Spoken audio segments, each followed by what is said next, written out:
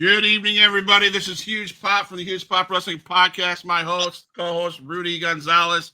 Tonight's our guest. She was a six-time OVW Women's Champion, a two-time Women of Wrestling Tag Team Champion with Haley J, two-time IWA Mid-South Champion. She has held head of female relations on OVW. She's a producer of OVW television broadcast. She's also appeared on Netflix series The Rustlers.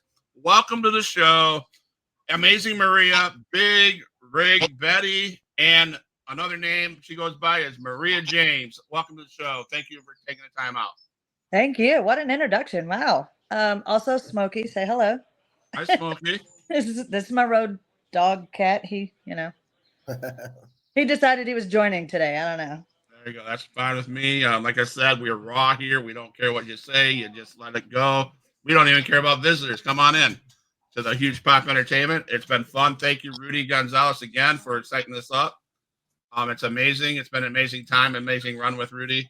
So the question I have to start the whole thing off is, how did you first get into professional wrestling, and who were your biggest influencers? It's so funny. It's everybody's question. So I feel like I'm like, man, everybody already knows this about me. But I got into wrestling kind of late. Like I didn't start wrestling until 30, but I loved wrestling my entire life and I always wanted to be a part of wrestling.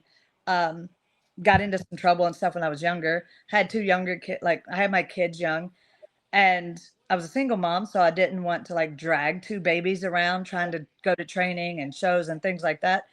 So I waited until I think Haley was probably around 10 to 12 when I first started. Let's see, I think she was like 9 or 10 when I first got into the wrestling business.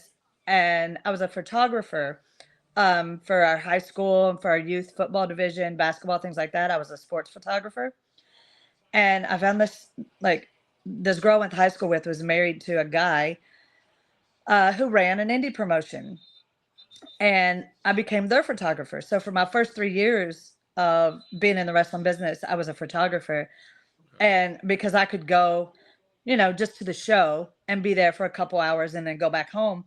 And if my son, who was 12 at the time, didn't want to go, he's 12, he's okay at being at home a couple hours by himself. But Haley would always go with me. And then she, the whole time she's like, Mom, you want to do this. You should just go ahead and train. You should do it. You should do it. You should do it. And so Haley gave me that little push to actually start training. And I just waited until they were old enough to like be able to either want to go with me or be okay to stay home while I was gone to train or to a show or whatever it may be. So training. So I know this is probably another question you always get asked. So what was the process like to pick up the training camp, the training facility? Who was going to train you? How did you Okay. come up with your decision who to train with? So when I first got into indie wrestling, there wasn't anything relatively close to me. Where I'm from is over 2 hours away from Louisville, where OVW is. Okay. And I was living in this podunk little town called Dunville, Kentucky. Lived there my whole life, grew up there. The closest indie promotion to me was about 45 minutes away. So when I first started doing photography for that company, they were like, yeah, we'll train you. It was not a good idea. So my first year of training was horrendous. Like that, I wasn't trained properly. Um, it was terrible. I went to like a second after about a year. I went to a second indie promotion to get training, and it was almost just as bad. Like the promoter was not a very good person. Like I told this story at Cauliflower Alley Club this year. We were doing drills and like we were doing body slam drills, and he picked me up like hand all in my cooch, and he's like holding me there, right, and he's just like touching me and rubbing me and stuff, and I'm like, I'm upside down and I'm like, what are you doing? And he's like, I'm your trainer, I can touch you any way I want to. And so things like that were happening there. So I was like, well, this is not the school for me, because I'm going to go back to jail, because I'm going to murder this man. I'm gonna have some issues. um so I left that training school and got in with Larry D. And back then it was called PTW, Primetime Wrestling. Legendary Larry D. He went on to do some TNA stuff for a little bit. I got on my basics and stuff with Larry. I got retrained by him. Um, he now still runs a promotion in like Paris, Kentucky, Georgetown, Cynthiana area in Kentucky called Gen Next. And that's because him and his partner split off from Primetime, and Primetime closed down and he opened Gen Next. And he still runs Gen Next in that area. And then I got with Tracy, and like I went on the road with Tracy Smothers, and Tracy taught me how to be respectful in the business. He taught me locker room etiquette. He taught me how to speak Carney. He taught me anything you need to know in the business that was something that you really needed to know. Like I learned from Tracy Smothers. Okay. To speak Carney, is that speaking trash? Is that speaking like No, promos? It's an old school wrestling language that wrestlers used to learn, speak back in the day. That way you could talk to each other around fans, or like if someone was around and you know, you needed to say something you don't want someone else to know, then Okay. All right. Hey, I find I'm learning new lingo. I'm learning new lingo. Right. I'm learning new lingo every time as I do this. I won't teach you, but All right. Rudy knows. All right, Rudy, go ahead. Well, you got anything for our young lady? Yeah, so you mentioned Tracy, and I knew Tracy for a period of time. How much of an influence did did Tracy have on you on your wrestling uh, on your wrestling career? Man, Tracy still influences my career today. Like everything I do now, I model after Tracy. I do the shuffle, I'll throat chop, I throw the pinkies, I give you a little bit of this. But like Tracy was a fantastic promo, and I would just sit and watch him when he would be on a show, even if like I was on a show that he and I wasn't on together, they would bring Tracy in too, and I would just sit in amazement, like when he would go cut his promos and stuff. And I was like, man, I want to be a good promo too, because it's a really big, it's a really big part of the business. So, Tracy had a girl that he trained as well, Jessie Bell, who for the longest time everybody thought was his shoot daughter. And she was my very first match ever, actually. And because of her, I'm still in the business. But Tracy's influence on her influenced me. We became tag partners. OVW, we were the STDs, the Smothers Twisted Daughters. But yeah, Tracy's influence is everywhere. If you look in any locker room still today, you will still see Tracy's influence. Awesome. I'd like to give our viewers a chance to say something. So my sister Popson says, hello, bro. Thank you. Hey, Kim. Thank you for joining. Jason Heimel says, hello from Moondog Stone, Mobile, Alabama. His question is, it started when wrestling was in the carnival, and we just keep using it to call it, be able to talk around the fans. That's for sure. She knows what she's talking about. So there you go. So thank you guys.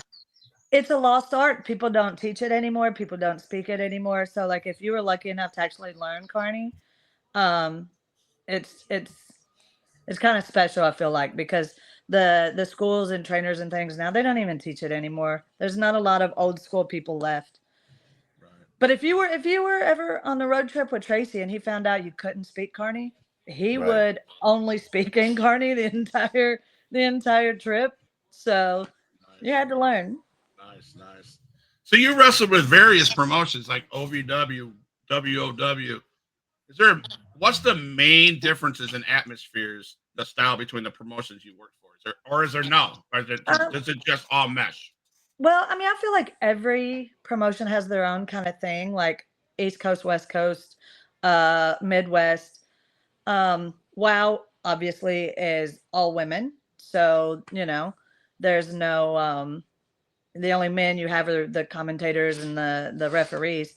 OVW is TV style, where you learn how to watch or how to perform on TV, learn how to do camera angles and time cues, and making sure that you either make time for your match, what happens if you don't, what happens if you go under, what happens if you go over.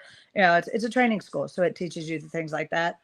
Like the East Coast is, I feel like, more of a strong style area of wrestling, whereas like Tennessee, Georgia is more of a Southern style, laid back, walk and talk, brother, call it in the ring. So Okay. it's different flavors of ice cream in different areas. Okay. Is there I don't know how to ask this question because I don't want to put you under the. Is there one that you prefer to work with more? Is there Okay. one that you call your home base? How about that? Well, my home is OVW. That's where I've wrestled at OVW since had my first match at OVW in 2012, I think. So I've been at OVW since 2012 as a wrestler, and then I transitioned over to help with the female talent in 2020 during the pandemic, and I've learned a lot from Al as far as learning how to produce TV segments, um, getting business of matches, and what the promoter of the show wants, and making sure that, like, as a producer, it's your job to make sure that the promoter's vision gets relayed to the talent, and then the talent relay that vision in the ring. So I've learned a lot under Al in that aspect. Recently, well, about a year and a half ago, got a job with the NWA. So I've been floor managing for the NWA for about a year and a half. So um, he's helped me a lot. Like, working as a producer behind the scenes has helped me a lot. And then at WOW, I also do some behind the scenes agent team matches, helping produce and things like that. So yeah, OVW is my home promotion. It's given me my purpose and my skills to be able to go to the NWA and to go to WOW and do those bigger things. So, real quick, I'll have another question. I'll let Rudy talk. So, when you talk about producing and making the promoter's vision come alive, I feel, maybe I'm wrong. There's a lot of indie promotions out there. A lot. I mean, they're all over the place. Do you think that's a lost art in most indie promotions, or do you think that indie promotions have that under control? No, it is a lost art. There's a lot of promotions that they have a booker, who books all the talent, and then the promoter of the show, and then the booker has to do everything. Like, hey, this is what we want. Like, whoever's in this match, like, this is what we want, and then that booker has the entire show that they have to basically tell them what to do, and then 90% of the time that booker is also wrestling on the show, so they have to worry about their own match as well.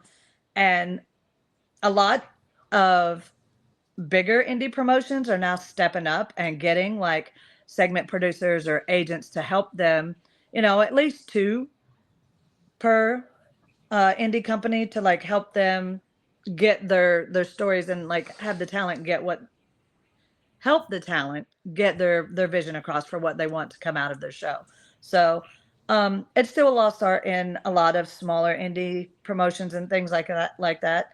It's something that I feel like lots of indies need, because if not, then you have a bunch of either spot fest, or you have a bunch of repetitive same matches that just keep happening over and over and over. So there needs to be a little bit of help there, in my opinion. All right. Rudy.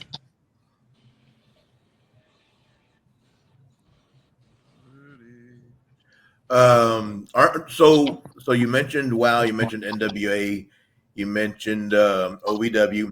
Aren't you working with Juggalo Championship Wrestling also? I am back with JCW doing some in-ring stuff with my daughter. I started for JCW, Juggalo Championship Wrestling, back in 2014. I wrestled with them all the way up until like 2019 when I had my knee surgery. And I hadn't been there in probably about 5 years after, I rehabbed and everything. And just luckily back over the summer, got back into JCW. So I'm very anxious to see where this is going to go. Working with my kid is always fun. Makes my heart happy. So, yeah.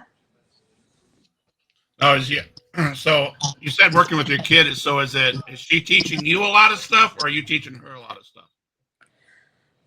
You know what? I feel like we make this joke that she raises me. She's the mom, daughter. It's just a joke, running joke that we have. But I feel like in the business, like we teach each other. It's a give and take, and I absolutely love being able to work with my kid. Like it's there's always, these second generation wrestlers that are like, oh, a daughter or a son who have a father in the business. There's not very many women out there that their mother's in the business. You've got Samantha Starr and Baby Doll, but Baby Doll was already done out of ECW and or WCW and stuff like that before Samantha even started wrestling. And I don't think they've ever really done anything, together outside of maybe a signing or something like that. You have Saraya and Paige, and Saraya was rounding off the end of her career once Paige started wrestling and stuff. And I think they did a couple tag matches or something in Shimmer back in the day before Shimmer closed down. But to be able to actually sign to a major company with my daughter and to be able to be a tag team with her on television, it's an amazing thing. Absolutely. Like Amazing Maria, right? No, no pun intended. No pun intended. So what's been the biggest hurdle that you've had to face in your indie career? Well, there's two. My knees. My knees have always been bad. I was a runner in school, so I was an athlete. I played softball, basketball, and I ran track. And I tore my ACL for the first time when I was in high school, and I didn't get it fixed until years later. I never had the first ACL surgery, and then once I had the first surgery. It was a cadaver, which meant it was like out of someone else. It wasn't like they didn't take like a piece of my hamstring to fix my own leg to where my body could, and it didn't take well, and it tore immediately. Basically, I had 2 ACL replacements on my left leg, 1 ACL replacement on my right leg, and then I had a complete knee replacement. Like they were like, nah, fuck it, that's done. You got to get a new knee. And normally they won't even give you a knee replacement until you're like 45, just because it's so demanding on your body, A. And B, they say you have to get a new one in like 10 or 15 years anyway. So they want to try to wait till you're as old as possible to do them. They told me at 32 that I needed a knee replacement. They're like, yeah, this is pretty bad. But we're going to try to hold off. And at 40 they were like, no, we have to do it. Like it's too far gone, and you're an asshole, you're a dumbass, you won't quit wrestling, so we need to go ahead and do your knee replacement. That, and then the other hurdle is probably politics. I hate wrestling politics. It's horrendous. Got it. Yeah, politics. Anywhere you go, man. So before we go into anything different, so let's talk about your interactions with somebody that's very familiar with Rudy Gonzalez. So, Micah Madrid. How about that? Sylvia Sanchez. Let's hear some. Is there any stories you can share about Sylvia Sanchez and you locking it up? Any feuds going on? Or did go on? Okay, so first of all, I love Micah with my whole heart. She, I'll lock up with her any day. She wrestles strong style if you need her to. And that's my favorite. Like, I love to get in there with somebody that's just going to fucking go with me and not complain about it. Hit me hard in safe places. And I'm like, yes, bitch, let's go. And Micah is one of those girls. Like, I feel like we could get in there. And if there was an accident and one accidentally like went wild or something, we're like, fuck it, it's all good. You know what I'm saying? We would never get mad at each other for it. I watched her from Texas a couple years before I ever even met her. And then Al brought her in to actually worked for Rudy on a show years ago, like somewhere one time. But Micah wasn't on the show. It was just me and Crazy Mary Dobson. She was Crazy Mary Dobson at the time, and Pondo. But anyway, I had watched Micah, and then Al brought Micah into OVW to do a show one day. And, we met. I spoke to Rudy and stuff, and so I just got to talking with Micah and we became friends. And so this will be the 4th year. So 4 years ago, I convinced Al to let me he's done a men's Nightmare Rumble every year for probably almost 20 years now. Okay. This is like the 18th or 19th year. And I finally convinced him to let me do a women's Rumble. And Micah was like the first person that I had on my list to put in the Rumble. And she's been in every Rumble so far that I've had. And it's so funny because I was suspended from OVW for the very first one. So I wasn't allowed to actually be on property to be there for it. And I'm watching it at home, right? And Micah's in the ring and there's another girl in there. And I guess like a few of the girls they would get eliminated for the Rumble, and they'd come and they would text me and they're like, "This girl from Texas is stiff. Why do you have this girl from Texas in the Rumble?" And I'm like, "Y'all are pussies. She's not stiff. She's snug. Hit her back." So Yes. that's what that's what I love about Micah. All right. Rudy.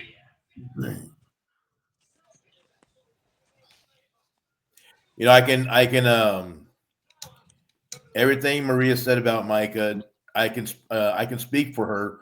The feeling is mutual. Nothing but respect for you, Maria. Oh, I mean, she loves working with you and Haley and Jesse Bell. You know, I mean, mutual. You know, as far as working stiff and what have you. I mean, that's the way I trained Micah. So yeah, that's not stiff. It's snug. It's I was fake. trained to be snug. Yes. Thank you. And, Get it right, Rudy. Snug. Right. And make it make it make it Make it believable, believable. you know. And Make it mean something. you You, know, don't have to hit somebody. I've five heard times. girls. You can hit them one time and let them sell it. Right, exactly. And so everything you're saying, like I said, it's the feeling's mutual. She looks forward, like she has that first week or so of January circled on her calendar, and we already know. You know, I'm used to calling a promoter and saying, "Hey, is there a spot available, or do you have anything?" But she already has, you know, January circled, and she'll tell me back in August, back in July, don't forget we got to go to OVW for the women's, you know, the Nightmare Rumble, whatever. And I'm like, how do you know you're booked? She goes, oh, She's well, always I know, I just know. She's always, as long as I'm the Yeah. one helping the ladies, she is So always. and now and Al, you know, you know, takes care of her also, you know, and you know, there's been a couple of times where you guys have called, like, you know, at the last minute, and you know, it'll be Monday. Can you be here Thursday? And Yes. yeah, you know, and she'll say, we got to go to, you know, we got to go to Louisville tomorrow or whatever. And I'm like, all right, you know, I mean, that's the way I was taught also. So I guess a lot of that stuff rubs off on her, you know. I remember one time we were driving up there and it was snowing. Yes. And so we were coming up to Dickinson or something, Tennessee. Yep. And she, you know, she said, are we still running a show? Are they still? I said, as far as I know, I mean, has Al called you? Has Maria called you? She was like, no, not yet. And then like an hour later, then y'all did call and say, hey, it's going to be canceled, whatever. So we turned around, but I mean, that's just the way, you know. Al waited till the last minute. He was trying so hard to have that show. And he was like, man, I feel so bad. Like, you know, tell Rudy we'll get him a hotel. I know it's snowing. Like, let's make sure that they're okay. And you're like, we're going. Al is one of the OVW is one of the few places, the very few places where if you call or Al calls and you know, can you guys be here this week or next week or in 2 months, whatever? She doesn't even ask about the money part. You know, she doesn't even, you know, she'll just say, this is where we're going, you know, and she's learned, you know, and it's just, if you want to say this, it's a lost art of being able to just trust promoters, you know, a lot of guys, you know, yes. And I mean, I'll, you know, she'll do her thing and then she'll, you know, sell her merchandise or whatever, and we'll come home, go to the hotel or whatever. And I know that like there was one time where I said, we were leaving right away, and I said, "Did you get paid already?" And she said, "They'll send it to me." And I said, "All right." And then I always message her. I'm like, and "You those got paid yet?" places- And she'll be like, "Nope." And I have to. I'm like, "Let's get it taken care of." So is it safe to say, yeah, Maria, is it safe to say that one of the difference that sets the big indie stars like you or Micah and people that work for OVW, is it safe to say that these are the guys or ladies that are ready to go at a drop of the hat? If someone calls, they're there. If someone, is it safe to say that it's a lost thing where guys or women don't want to travel to launch their career, and then you look back at them and go, well, that's your fault because you don't get on the road and go where there's a need. Absolutely. I hear it all the time. Oh, that's a 10-hour drive. I don't want to drive that far. Oh, that's like 6 hours. Anything over 6 hours, I require a flight. Get the fuck out of here. Get in the car and go. My husband's home promotion is in New York.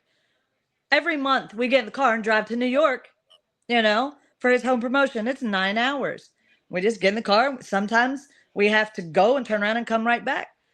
Other times we get to go and spend the whole weekend, that we can spend the weekend with his son and things like that and see his friends and the people that he trained with and his best friend, his tag partner and stuff like that. But yeah, like the younger kids these days, it's like storytelling. It's a lost art. Getting on the road and traveling and just trying to make the name for yourself. They don't want to do that anymore.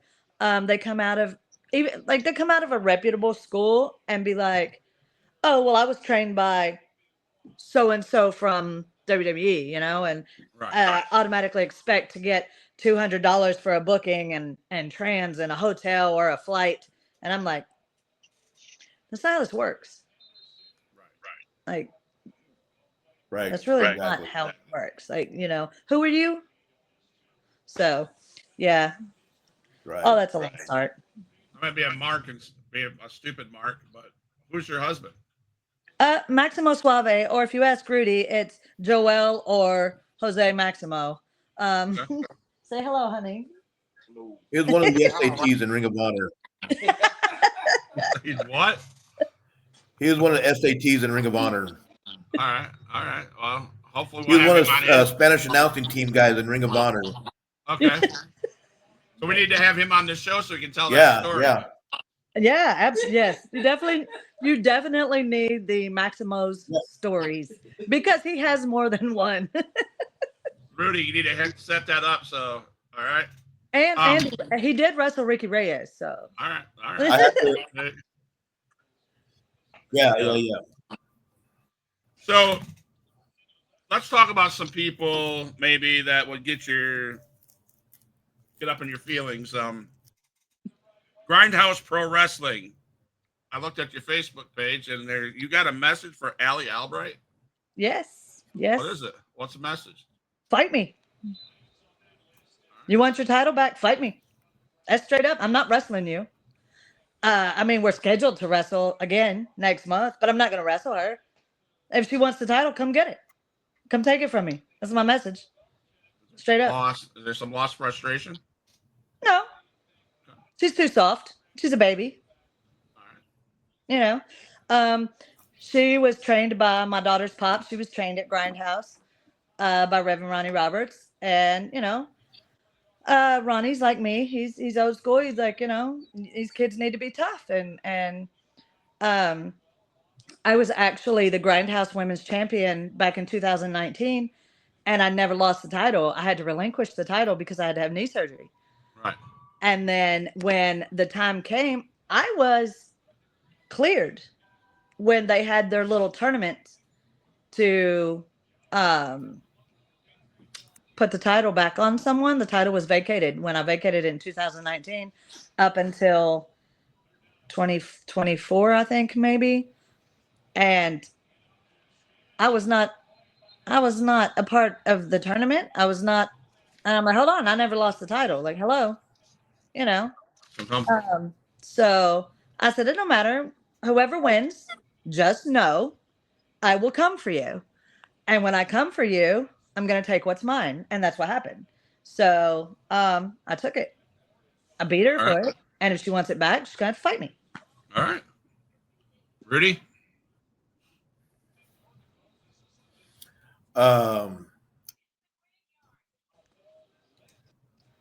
Yeah. So when my son was, I coached Little League football. And one of the things I saw when I was coaching Little League football were coaches coaching their own kids. And so when my son became of age to play football, I stopped coaching. I didn't want to. I saw the way the dads were treating their kids and a little bit more and stuff. And so I guess my question is, working with Haley, is there any kind of like friction? Like do you critique her matches a little bit differently than you would Micah? Do you No. do you kind of like get on her a little bit more than you would everybody else? Yes. You know I'm what I'm harder on saying? Haley. I'm harder on Haley. I too used to coach Little League basketball, and Haley's coach actually had me to help her assist when Haley was in like fourth, fifth grade. And then I coached my son's Little League basketball team when he was in sixth, seventh, and eighth grade. And I was so much harder on my two kids because I saw it too. I saw how the kids would get favoritism. The kids would get to play like the whole game and they would just suck, you know? And I'm like, I'm not going to be that kind of coach. I was very hard. And Haley being a girl, I was even harder on her because the world in general is mean. And when it comes to being a girl in the world and then a girl being in professional wrestling, it's terrible. You know, you go through a lot of things. So I was very hard on Haley and Logan, my son, like in sports and school, things like that. But I was very open and very honest with them, the reasons why. When Haley got into wrestling, like I never sugarcoat anything for her. And when I critique something of hers, or if she comes and asks me for advice, like when it came to training Haley, no, it wasn't. I didn't want anybody to say, oh, she was trained by her mom, so she's getting this match because of her mom. She's getting this because of her mom. Absolutely not.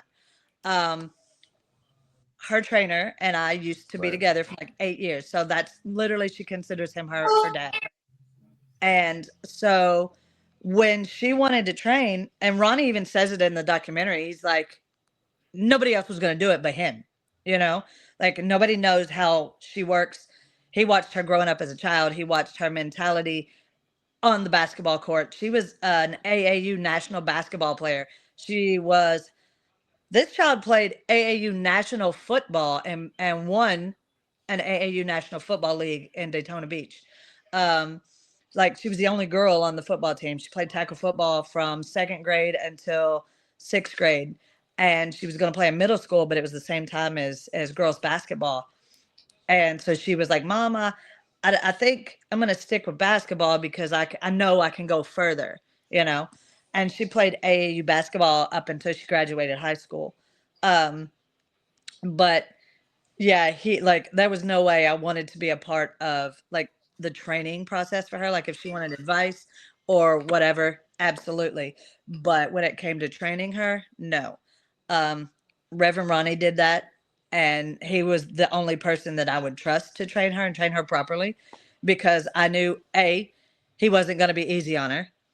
B, she wasn't going to go through certain things that girls go through in the business. Like, you know, the story I said at CAC with one of my trainers. She's texting me. Will you text her and tell her I'm doing a podcast, please? And see what she's wanting.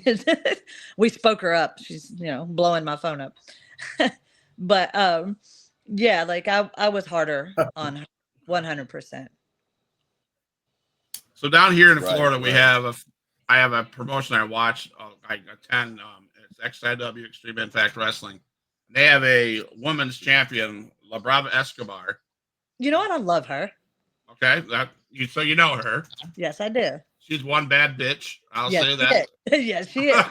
I mean, I don't know how to say it, but but she She is a bad bitch. is. She has the character. She dresses the character. She works it, and she lives it. So, have you had any interactions with La Brava?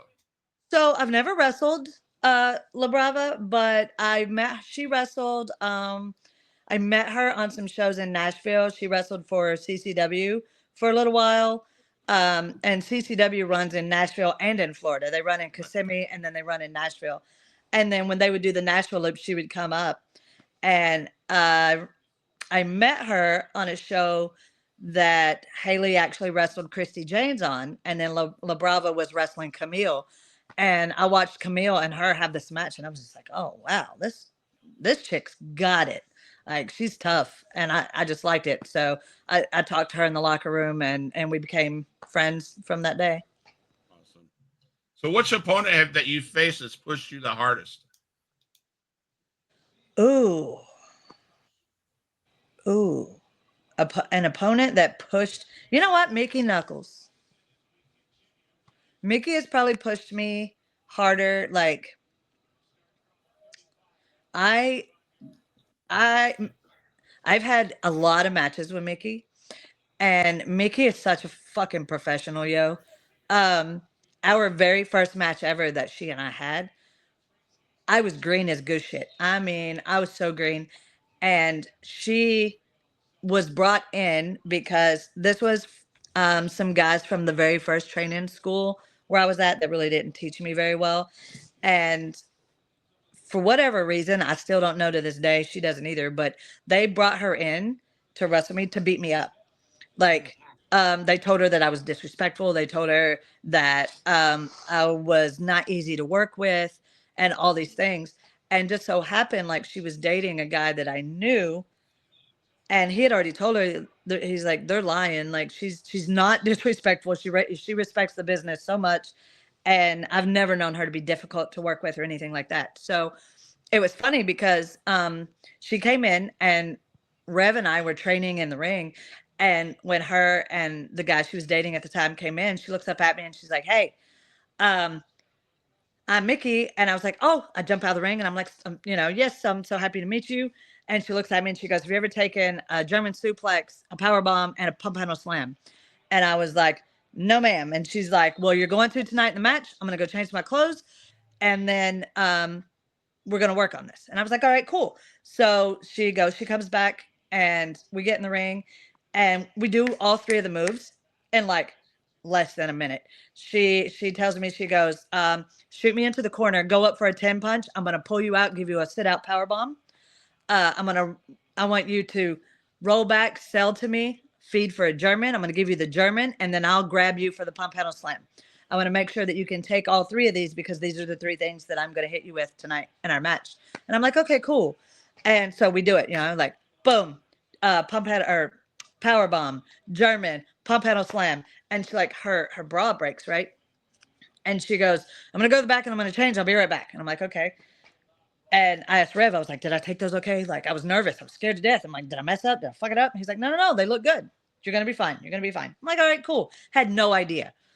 So she goes back to the back. She comes back and she goes, come here. And I'm like, yes, ma'am. So I get out of the ring. I go outside and she and I are sitting outside on the like little porch thing. And she's like, I need to talk to you about something. She goes, in our match tonight, like, oversell everything I do to you. Like, just if you can, like, I understand you're new and whatnot, but make it look like I'm just murdering you. And I was like, okay, I'll do my best. And she's like, and then she told me, she was just like, the guys that brought me in to beat you up. They said you were disrespectful, this, that, and the third. And she's like, listen, I'm not that kind of girl. I came in, I asked you a question. You got out of the ring, you shook my hand, like, and she was like, you did everything I asked you to do. You had no problem. You didn't buck me. We're going to go have a good match tonight. And I was like, awesome. Thank you. And I was just like beside myself we still don't know why that they said those things or why they brought her in to do that.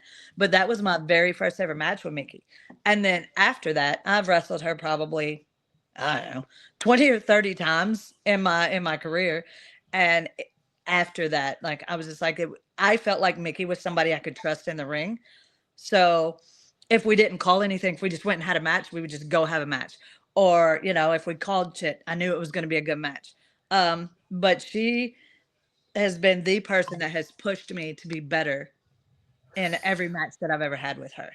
And like me and my old tag partner, Samantha Heights, had a tag match with her and Dementia De Rosa from Georgia at Heroes and Legends. And it was such a good match. Like, I was so thankful for that. She gave me like the Chris Jericho triple power bomb on a table. And yeah, like, I love Mickey. I love wrestling her. I love her as a person. Yeah. So, Mick, let's go. Thank you for that story. That's awesome. Rudy.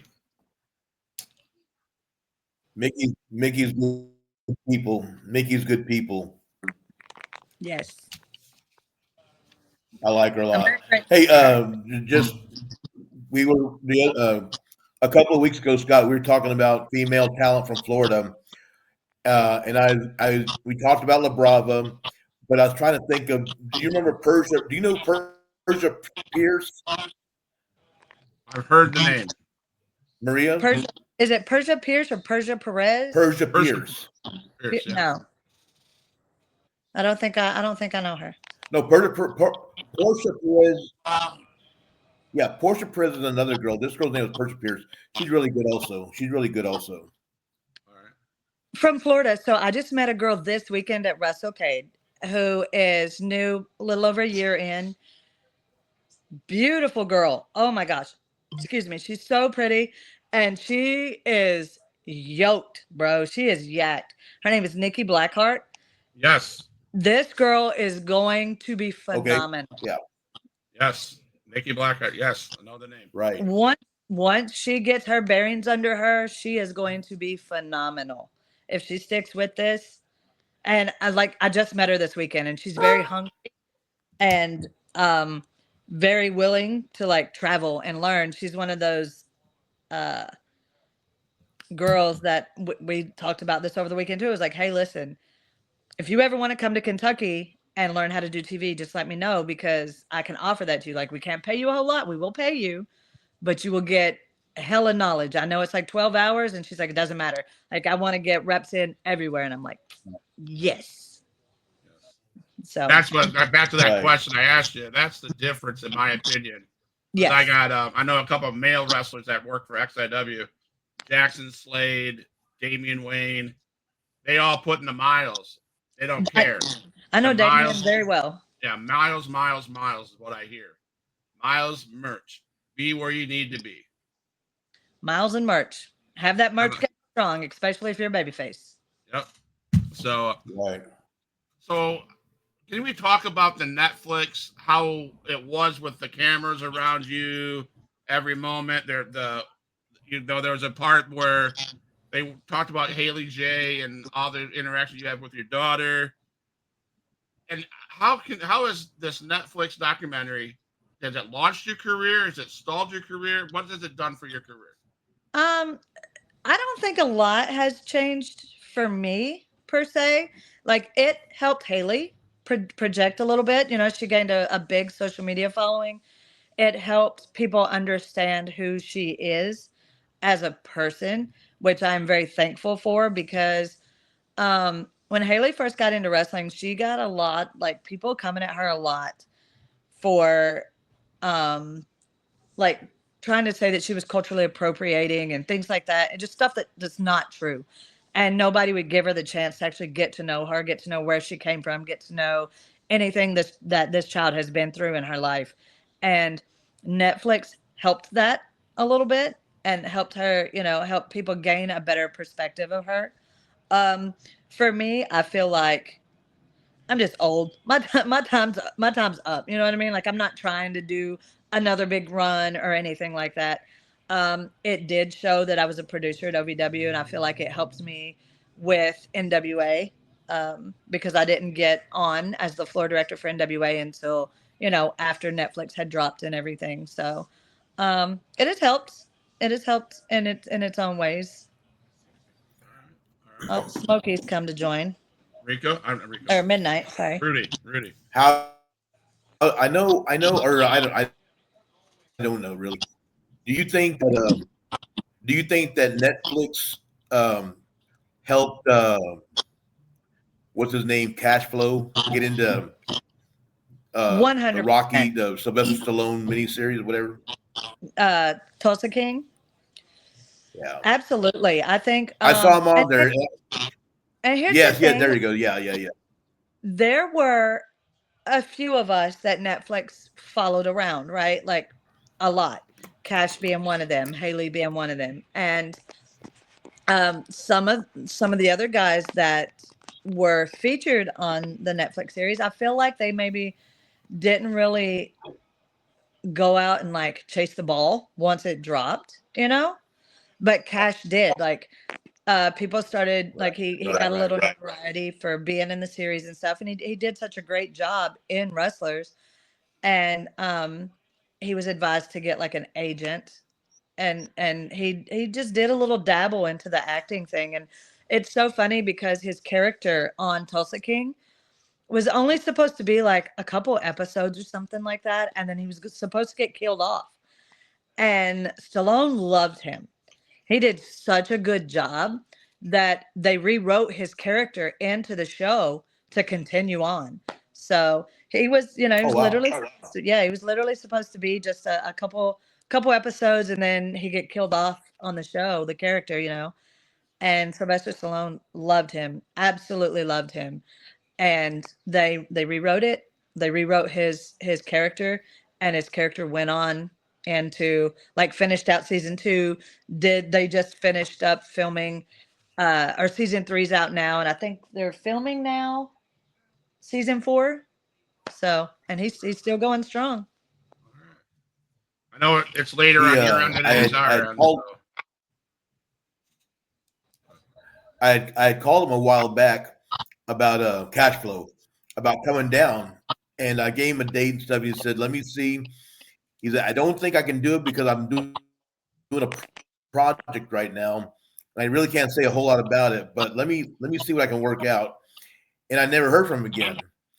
So I figured he was just thinking, you know what, screw Rudy, I'm not going to go down to Texas, you know.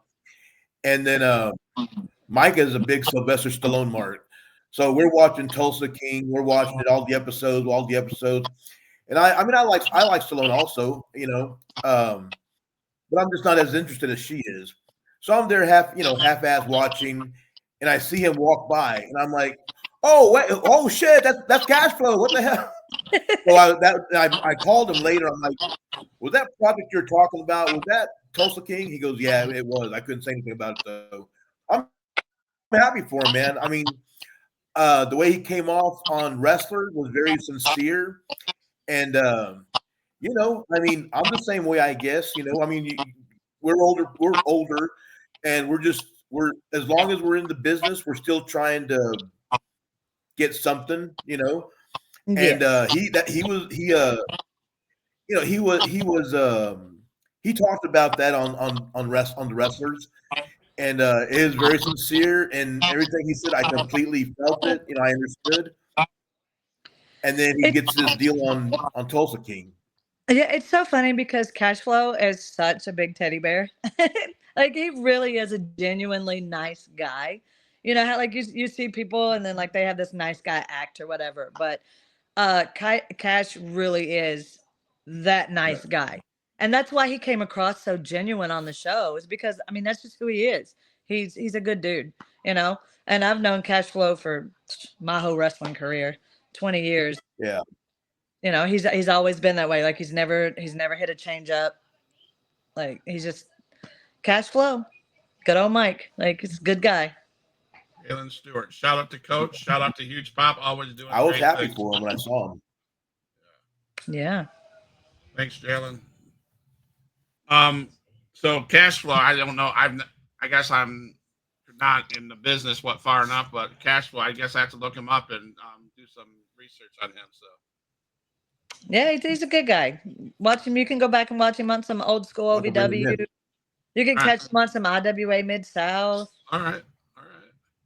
So, question for you. I know it's late. I know we want to get this over so you go to bed. I want to respect your time. What's the little known fact about wrestling business that fellow wrestlers or fans don't know? What's a little known fact that we should know that we wouldn't even think about? Huh. I don't know. That's a good one. A known fact about About the business. About the about the business. I think as A little fans, known I'll be fact. honest. As fans, I think that, man, you guys got this career. You're going out and having fun. Oh, I got you. I'm picking up what you're putting down. We're not rich, bro. Nah. We did. I mean, I There- know because Listen. I've been into business long enough to of doing interviewing independents and hanging out with the independent guys. I know that you guys don't make the money It's people so think fun. they do. Because there's a saying that, Haley says now, like, being rich and being famous are two completely different things. You can be famous and not be rich. 100%. 100%. Yeah, just we're broke. We're all broke. And that's what I like about the people I've met. Okay, like for instance, I'll take you for example. You love what you do. Yes. Haley's out at You froze Haley's up. out in Houston with Booker T. Yes. How does she like it out there? She likes it. She felt like, she had been here at OVW for 4 years and it was time to try to move to the next step. Like obviously the goal is to get to WWE. So Right. you want to make sure that you're known in different places. And, Booker's got a WWE ID school. She's been down there for almost a year now, training every week at his school. She's his champion right now for his platinum brand. And, she's very grateful to be able to be there and to be able to train at Booker's. So Now that she's with Booker, does that make it harder for her to come on a podcast like this?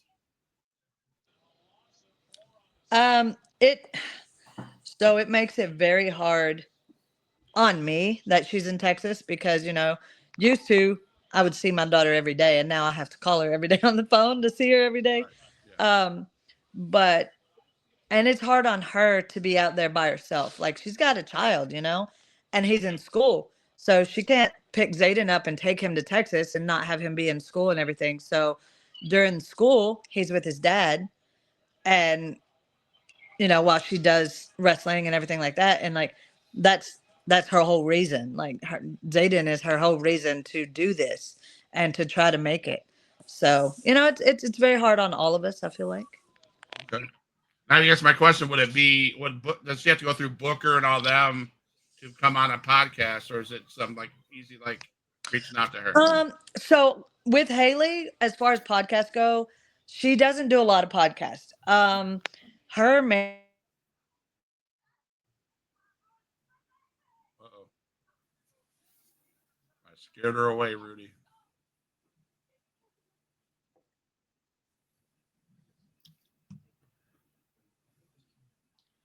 I asked the wrong question.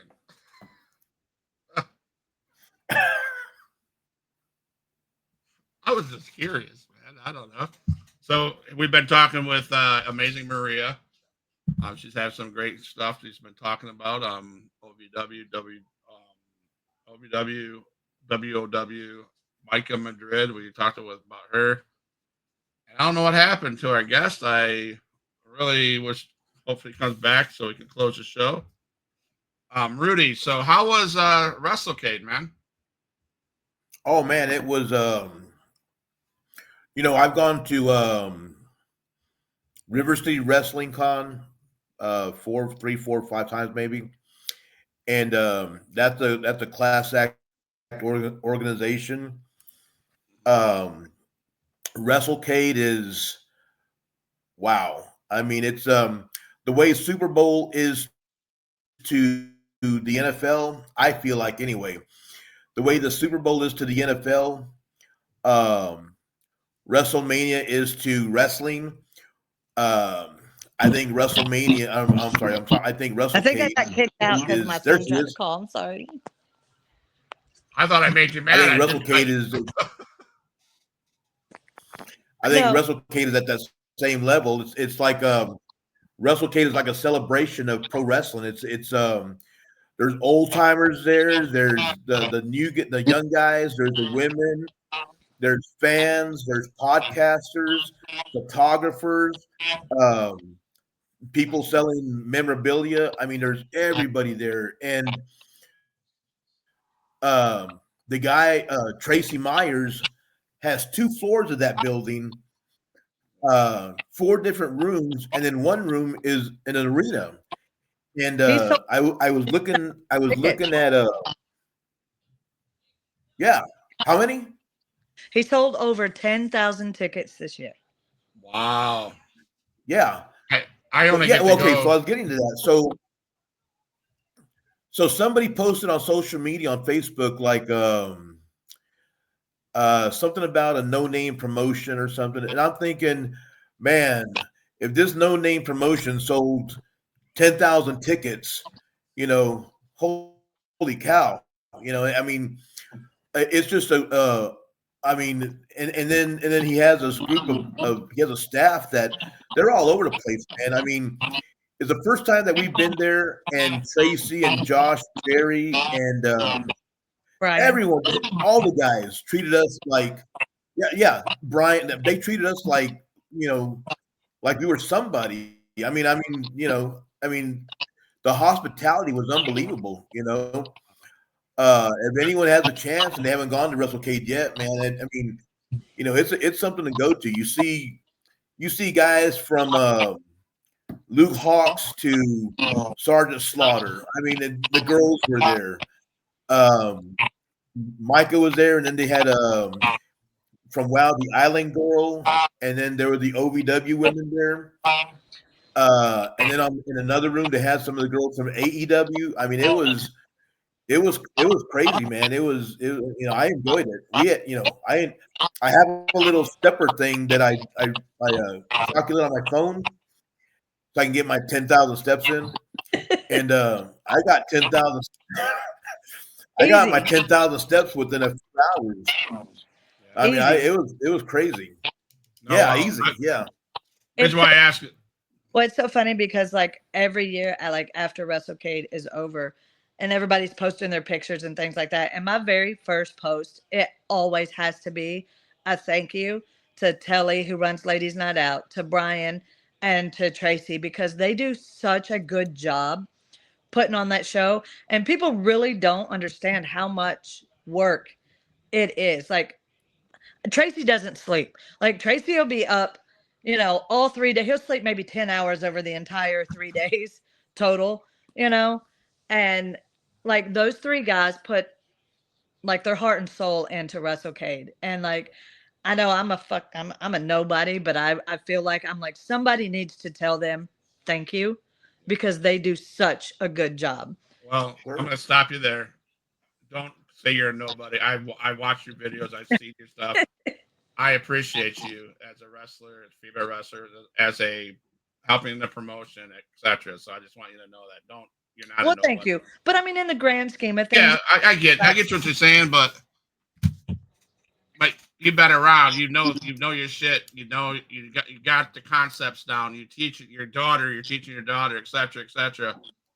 So yeah, but no, I would love to go to WrestleCade, but I have a situation where my wife and I run an emergency shelter. We get 28 days off a year. She's not a wrestling fan at all. She supports me in doing what I do. So I get one event, maybe 2 a year. So I got to pick, and I live near Jacksonville. So it's River City WrestleCon, but I want to try to make something. I was going to try to get out to Vegas next year to CAC, but I'm trying to figure out where podcast guys fit in those arenas. I know at River City we fit. Now I know at WrestleCade we'd fit. Yeah. I'm not sure what we'd be over at CAC, but yeah. Let me see. But yeah, so if you had to close the show, can you tell fans?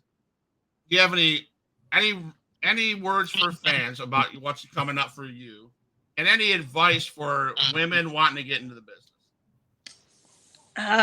Okay, I'll go with the women first, just because I am a woman in the business, and being a woman in the business is hard. So get a thick skin, like just you know what I mean. Like a lot of girls take so much to heart, or can't take a joke, or can't like just have a thick skin. This business will eat you alive if you let it.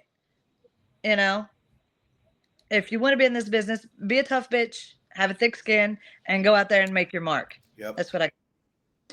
Um, as far as like things coming up or whatnot, JCW is going to be in Wisconsin for the Big Ballers Christmas party. So JCW is coming up at, I can't remember exactly the date off the top of my head. It's either January 20th or 19th, 20th, 21st. It's one of those 3 days.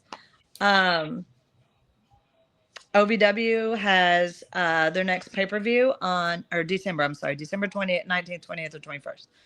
OVW's next pay-per-view is on the 21st, December 21st. You can watch OVW live, same with JCW on YouTube. They both are on at the same time on Thursday nights, which drives me crazy. But Thursday nights? Yeah, Thursday nights at 7. OVW is live. JCW Lunacy is live on YouTube. You can I also gotta Google up is those are promotions, and they got a YouTube channel. Yes. Right. Or like if you just open YouTube and go to what's on live, it tells you like the Okay. things that are on Awesome. at the time. Okay. So like JCW Lunacy goes live at 7. OVW also goes live at 7. OVW has a secondary show called Overdrive that airs every Tuesday night at 7. Every Tuesday night at 7. It's called OVW Overdrive. So it's our taped show. So like when we film on Thursdays, we do live TV from 7 to 9, but we do the TV show for Tuesday. We record it on Thursdays as well, at 6. So from 6 to 7, and then we put it out on Tuesdays. So Overdrive comes out on Tuesdays. And OVW's in Kentucky, correct? Yes, Louisville, Kentucky, 4400 Shepherdsville Road. If you want to come see us live. Rudy's been there. We got a great building. We got a great setup. It's always a good time. Crowd's always energetic. Like it's fun. All right, I'll have to check it up if I make it up that way to Louisville. My family lives in Indiana, Anderson, Indiana. So Okay, you got to come right through. So yeah. Come up on a Thursday, spend Thursday night with OVW, and then drive on through and spend the weekend with your family. All right, couple shoot questions. Okay. Chair shot or stepping on Legos? Chair shot. Okay. We talked about promos. Have you ever or will you ever cut a promo while ordering your meal at McDonald's? I help. No? I have. You have. Man, I've cut promos everywhere. All right. Pineapple on pizza. Yes. What do you think about Rudy Gonzalez? I love Rudy. I give him a lot of shit, but I love him. Yep. Oh, No, I was just kidding. So, I know we talk about, the Mount Here. Rushmore of wrestlers. Can you give me 4 of the top female wrestlers that we need to pay attention that are in the indies right now? Oh, 100% Hollywood Haley J, the Bougetta was bad A. Duh. Up and comer, Nikki Blackheart. Brittany Brooks is making waves. I love her little spunky attitude. And I gotta give it to my girl, the ultimate athlete, J-Rod. She just come off of doing American Gladiators, filmed it over in France, and I've been helping her like get on at WOW and like come up in OVW, and she's coming into her own as a wrestler, and I feel like she's someone that everybody needs to keep their eyes on. Yeah, the ultimate athlete. Ultimate athlete. So, guys, it's been an hour, a great hour. We've talked with Amazing Maria, aka Big Rig Betty. We didn't talk about the we didn't talk about that tag team. We talked about Maria James and everything going through the business. We talked about the WrestleCade. We talked about OVW, WOW, Women of Wrestling. I thank you for the opportunity to listen to your stories. Before we go, I know we said this already. Is there a quick road story that you could share? Oh, well, all right. So I usually tell the story about Tracy and the first time I ever went on the road with him. But can I tell a ring story? Because Sure. it has okay. So so this is a wild story and it's a Micah story. Back our second season at WoW, I think it was Micah's first season in, and we had a tag match against her and her tag partner that she had.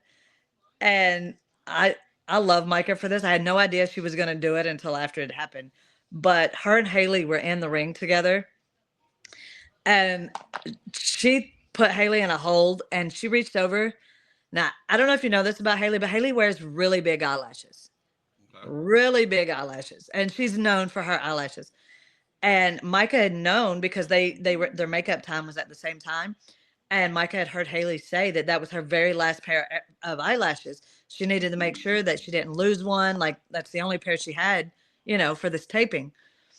And Micah, the ribber that she is, we're in the ring, we're wrestling. I tag Haley in. Haley's, in there taking heat, and Micah puts her in a hold, and she reaches down and rips off one of Haley's eyelashes. Oh no.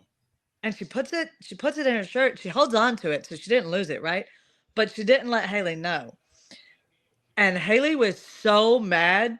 Like when we got out of that ring, we win the match. We come down and we're in the ring first, like trying to get our beauty shot, right? And Haley just jerks her hand down. She gets out of the ring and I'm like, where are you going? And she's so mad. I'm like, what is wrong? And she goes, she ripped off my eyelash. I don't have another fucking pair of eyelashes. I don't know what I'm going to do. We go through the curtain and Micah is standing there just laughing with Haley's eyelash. And she's like, Nice. That's awesome. That is awesome. So thank you for that story. Rudy, thank you for being part of the Huge Pop Entertainment. I'm going to play the exit song, which is the same song we played before. Don't go nowhere. I would like to say thank you off camera, okay? sure. Thank you, everybody. Huge Pop Entertainment. Rudy is my co-host.